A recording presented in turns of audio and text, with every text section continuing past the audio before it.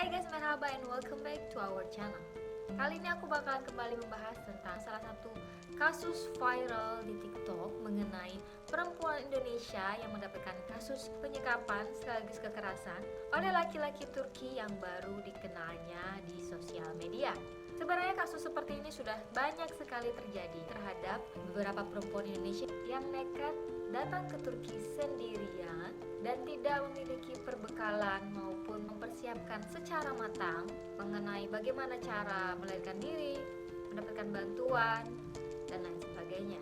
Sehingga banyak sekali kasus seperti ini kembali terulang dikarenakan minimnya edukasi yang diterima maupun diperoleh oleh perempuan Indonesia. Disclaimer dulu, kisah ini sudah mendapatkan izin untuk dipublikasikan agar banyak perempuan Indonesia yang mulai menyadari dan teredukasi.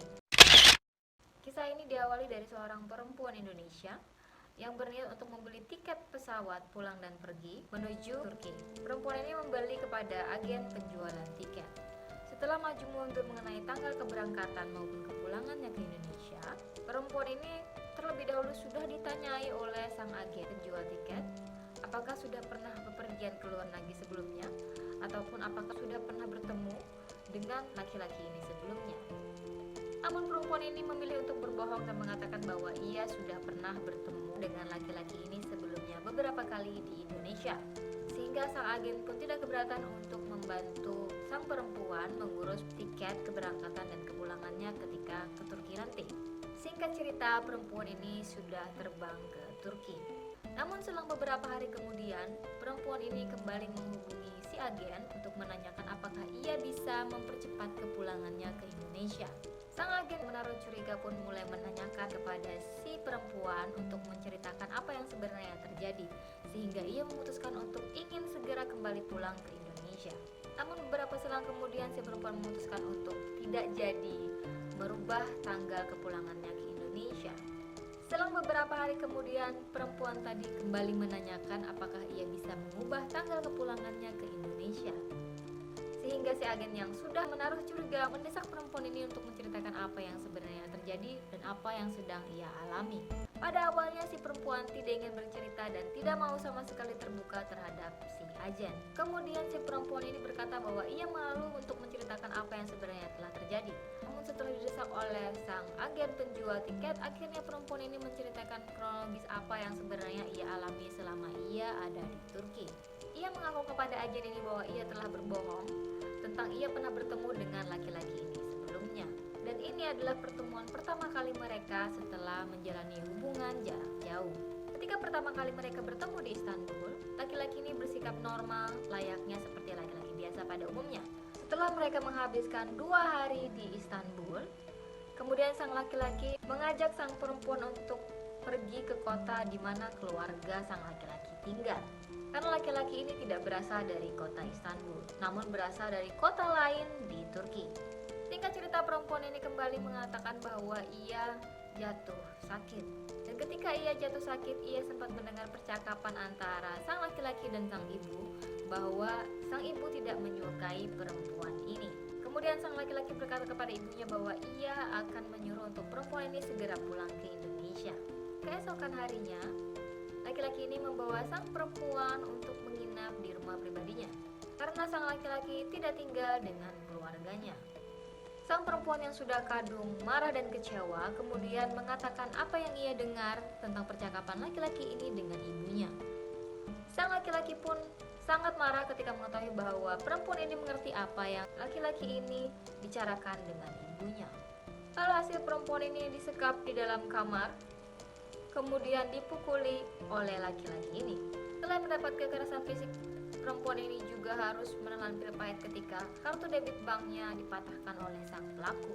Sang pelaku juga tidak mengizinkan sang perempuan ini untuk menggunakan koneksi internet, sehingga sang perempuan ini harus sangat berhati-hati ketika ia bisa menghubungi sang agen ini. Sang perempuan ini berhasil menghubungi agen penjualan tiket dikarenakan ia mengatakan kepada sang laki-laki bahwa ia akan pulang ke Indonesia sesuai dengan permintaan dari ibu sang laki-laki. Kemudian sang perempuan ini menghubungi si agen tiket dan menceritakan apa yang sebenarnya terjadi dan meminta agar agen tiket dapat membantunya untuk mereschedule kepulangannya ke Indonesia menjadi lebih cepat. Akhirnya setelah drama pemukulan, penyekapan yang dialami oleh perempuan ini, sang laki-laki membawa perempuan ini untuk pergi ke bandara. Namun bandara yang dituju adalah bukan bandara Istanbul, namun dibawa ke bandara lokal setempat. Ketika mereka sampai di bandara, perempuan ini langsung mencoba untuk mencari bantuan dan menghubungi polisi lokal yang ada di bandara. Namun sayangnya karena minim komunikasi dalam bahasa Turki sehingga perempuan ini tidak bisa berkomunikasi dengan baik. Perempuan ini kemudian dibawa oleh polisi setempat ke kantor polisi. Namun ketika dimintai keterangan, perempuan ini pun juga tidak bisa menjelaskan apa yang sebenarnya terjadi dalam bahasa Turki. Karena polisi-polisi yang berada di kantor tersebut juga tidak mengerti bahasa lain selain bahasa Turki. Sang laki-laki yang sudah mengantarnya ke bandara pun kabur entah kemana. Untungnya si perempuan ini masih bisa menghubungi si agen tiket. Kemudian agen tiket ini mencoba untuk berkomunikasi dengan polisi lokal membantu si perempuan ini. Namun polisi lokal ini pun tidak merespon dengan baik apa yang menjadi keluhan si perempuan ini mengenai kekerasan maupun penyekapan yang ia sudah alami. Alhasil perempuan ini pun dibawa dan diturunkan di salah satu halte bus yang ada di kota tersebut. Dengan ketakutan dan kesendiriannya berada di halte bus tersebut, sang agen tiket yang sudah menghubungi pihak KBRI memerintahkan sang perempuan untuk tidak pergi kemana-mana dari halte tersebut dan menunggu sampai dengan ada yang menjemput di lokasi. Perempuan ini berada jauh dari KBRI maupun KJRI. Dari Istanbul sendiri, kota ini berjarak sekitar 6 jam perjalanan. Beberapa saat setelah perempuan ini menunggu di halte bus, datanglah salah satu mahasiswa Indonesia yang berada di kota tersebut menjemputnya di halte bus. Dan akhirnya setelah dibantu oleh agen tiket perjalanan, mahasiswa maupun juga dari pihak KBRI, perempuan ini berhasil pulang kembali ke Indonesia dengan selamat.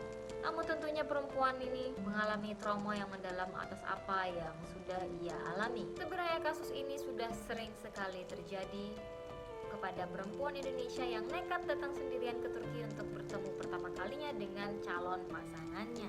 Perlu kalian ketahui bahwa pada umumnya laki-laki Turki memiliki watak yang temperamen. Mereka mudah marah dan cenderung melakukan kekerasan secara fisik.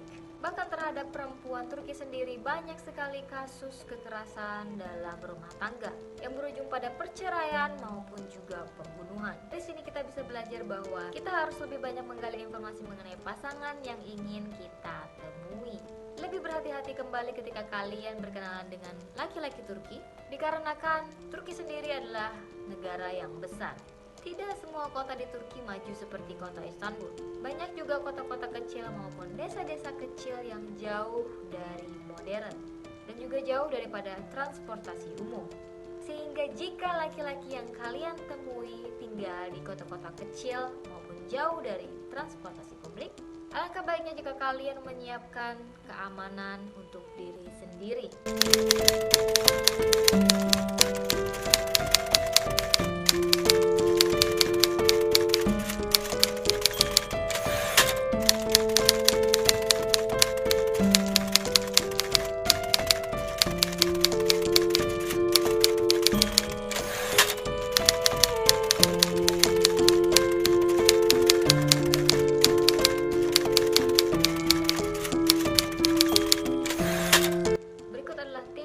Kalian yang memiliki hubungan dengan laki-laki Turki. Pertama-tama kalian harus lebih waspada dan berhati-hati dengan laki-laki Turki yang sedang menjalin hubungan jarak jauh dengan kalian. Karena kebanyakan laki-laki Turki memang terkenal dengan romantisme. Namun, mereka juga terkenal dengan sifat temperamennya. Kenali lebih lama pasanganmu tersebut. Ketahuilah di mana ia bekerja dan ia bekerja sebagai apa. Ketahui juga bagaimana penghasilan ia per bulan dan bagaimana hubungannya dengan keluarganya. Jika kalian sudah terlanjur bucin dan ingin pergi ke Turki menemui pasangan kalian, persiapkanlah segala sesuatunya dengan matang. Seperti menggali lebih banyak informasi mengenai kota di mana calon pasangan kalian tinggal. Minta calon pasangan kalian untuk mengirimkan foto kartu identitasnya. Jika kalian sudah mengetahui di mana alamat calon pasangan kalian tinggal, galilah lebih banyak informasi mengenai kota ataupun desa tersebut. Misalnya seberapa jauh alamat tersebut dari kantor polisi terdekat maupun dari transportasi umum terdekat. Sehingga jika ada hal yang tidak diinginkan terjadi, kalian sudah tahu bagaimana cara untuk melarikan diri. Usahakan untuk tidak bepergian sendirian ke Turki jika kalian belum pernah bepergian ke luar negeri. Pelajari bahasa Turki. Banyak sekali kursus gratis di internet yang menawarkan untuk kalian bisa belajar bahasa Turki. Sehingga jika kalian memiliki pengetahuan berbahasa Turki, akan lebih mudah untuk meminta bantuan. Seperti contohnya emergency call 911 yang dipakai di Amerika Serikat. Turki juga memiliki nomor emergency yang bisa dihubungi kapan saja jika dalam keadaan darurat.